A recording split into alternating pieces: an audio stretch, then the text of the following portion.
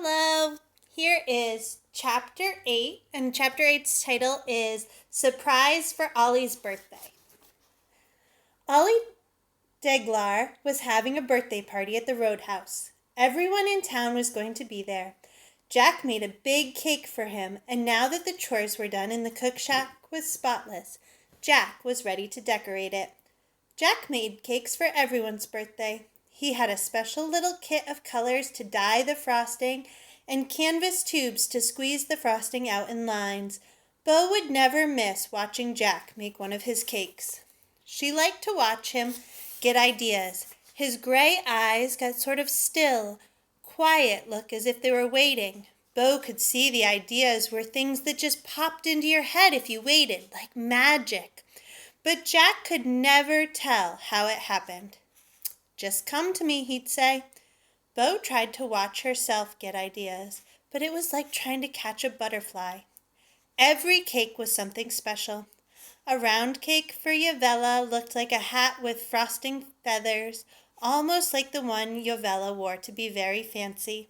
He made a rainbow cake for Maniluk last year when she turned 10. He cut a round cake in half and stood both halves up on the plate so that their cut ends made a little bow, and then he frosted the bow with different colors of the rainbow. "Rainbow colors have to go in a certain order," Jack told Bo. "You can't put the colors any old way." "Red, orange, yellow, green, blue, violet," he said. "That's the way they go. Fix that in your mind." Maniluk loved the cake so much she cried when her mother cut into it. Jack gave Maniluk a big hug and told her not to worry. He'd make her a rainbow cake every year if she wanted. So Maniluk stopped crying and ate 2 pieces herself. Ollie was a plain sort of person, so Ollie's cake was not fancy. Jack made a long chocolate cake with a shorter cake on top so that the 2 layers made kind of a step. He slathered both cakes with frosting, and then he put the white frosting in his canvas tube for decorating. This was the part that Bo liked to watch the most. Jack wrote Ollie's name on the top of the cake in big white frosting letters, and then some numbers, 1859 and 1929. "What are those numbers?" Bo asked. "That was the year Ollie was born, and that's the year today," Jack said. "That's how it goes on grave markers down in the burial place. 2 sets of numbers," Bo said thoughtfully. Jack looked at her with a funny expression. "That's so," he said. "That's so." And he twisted his mouth in his thinking way. "I think I won't use these numbers." Jack took a big knife and swiped the writing off the top of the cake. "Don't want the cake to look like a gravestone."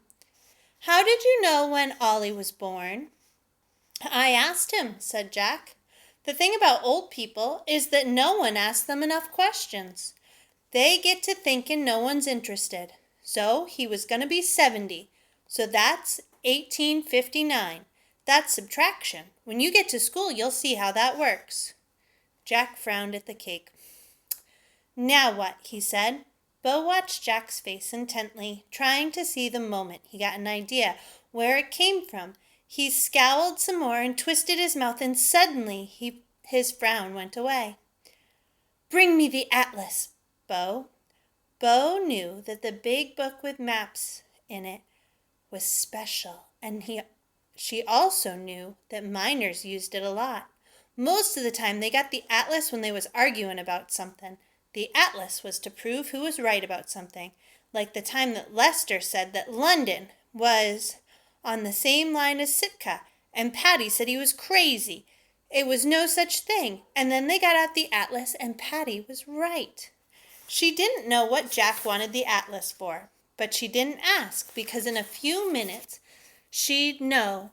Jack always said, "Don't ask questions when there's an emergency. Don't ask questions if you're going to find out right away by watching." So Bo pulled out the atlas and hugged it to her chest as she carried it to Jack, because it was very heavy. She dropped it on the table with a thump. Jack turned to a page in the middle and showed her the flags of all the countries. "Norway," he said, running his big finger down the page. "That's where Ollie was born.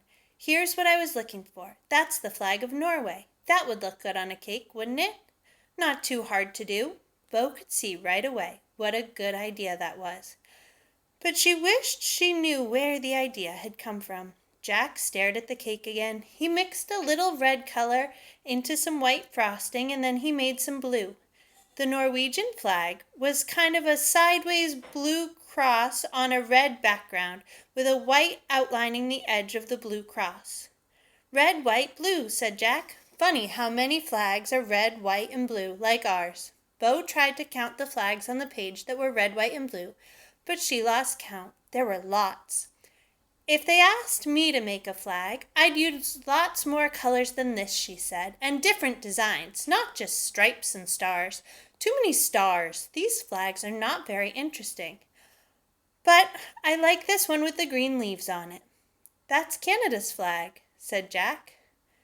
Philip is from Canada. Oh, said Bo. Then I will tell him I like his flag. He'll be very pleased, said Jack. He put the last white frosting line on the blue cross, and when he'd finished it, Bo thought it was the most beautiful cake that Jack had ever made. Then Bo and Jack cleaned up the kitchen, and Arvid came in from the blacksmith shop. They all took turns at the basin to wash their face and hands. Arvid had to take a long time scrubbing his hands with a scrub brush because he worked with coal and lots of other dirty things. It didn't do much good. Arvid's hands never came clean. Jack and Arvid didn't dress up. Arvid just changed into a clean work shirt, and Jack didn't need a clean shirt since his shirt had been covered by his apron. But he put on his red suspenders because Bo liked them so much. Jack brushed Bo's tangled braids and braided new neat ones. He put a green ribbon at the end of each braid to match her dress, which was green calico print with red apples. Yavella had made it for her last year. Bo showed Arvid that it was getting pretty short. Arvid said, Yavella always gives you plenty hem, so just let it down. I'll just let it down next time I get a chance. At last they were ready. They walked across the bridge, Jack carefully carrying the cake in front of him. Jack liked his cakes to be a surprise, so he had put it in a box and covered it with a clean cloth. That way no one could see it. Almost everyone was there before them, all the children, most of the grown-ups, except the men who were hunting. Jack put the cake on the table where Milo had trays of coffee cups set out and mason jars full of forks.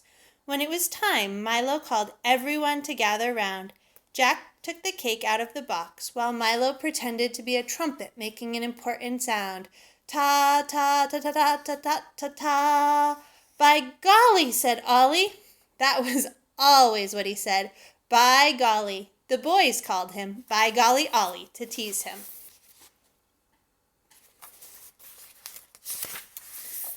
Ollie's face was red from the home brew that he'd been drinking, and it got redder still when he looked at the cake.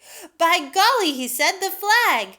Everyone clapped and cheered for Ollie, and Lester began singing For He's a Jolly Good Fellow, which was another one of Bo's favorite songs. Before they'd even cut the cake, the door burst open and Clarence came in, red-faced and panting. Clarence was an old-timer who worked the wireless.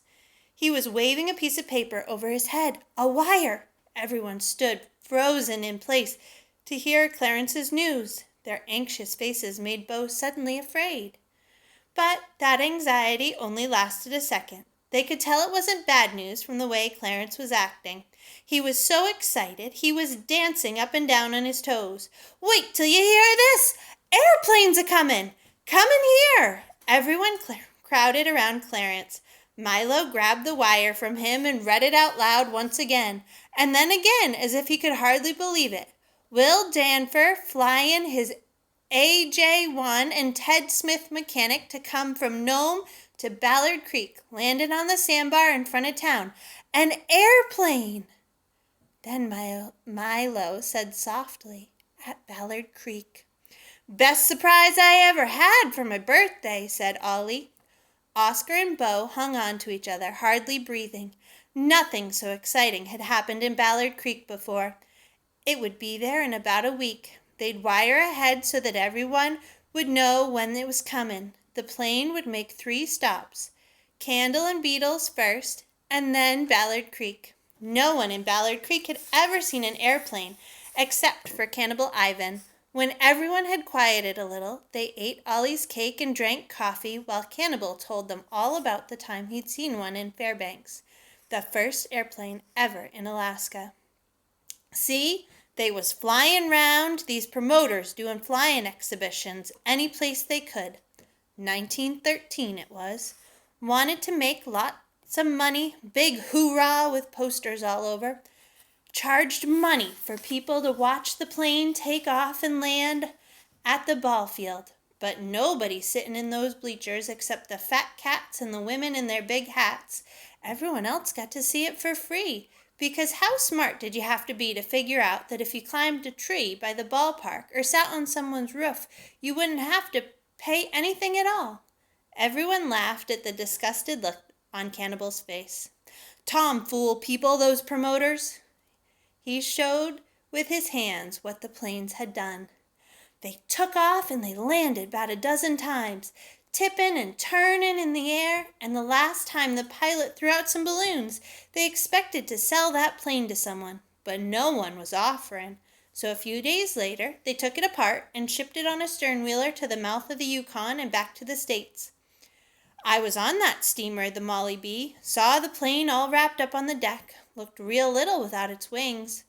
The whole country had been airplane crazy for years. Before Bo was born, some soldiers had flown from New York with 4 airplanes. They'd landed on the sandbar in the Yukon, and then they'd gone to Nome. Since then, the children at Ballard Creek had been playing airplanes with old boxes and slabs of logs from the sawmill. Now there were 18 planes in Alaska, and all the men at Ballard Creek knew everything about those 18. Their numbers, who owned them, everything that happened to those planes. And now that Will Danvers' AJ-1 was coming to Ballard Creek, lots of young pilots were going to villages around Alaska because they wanted to show how useful the planes could be. They could carry mail, fly people to places in an hour that would take days and weeks the old ways, maybe even save lives. It was the most useful invention that was ever invented. Waiting for the plane was going to be worse than waiting for Christmas or the 4th of July.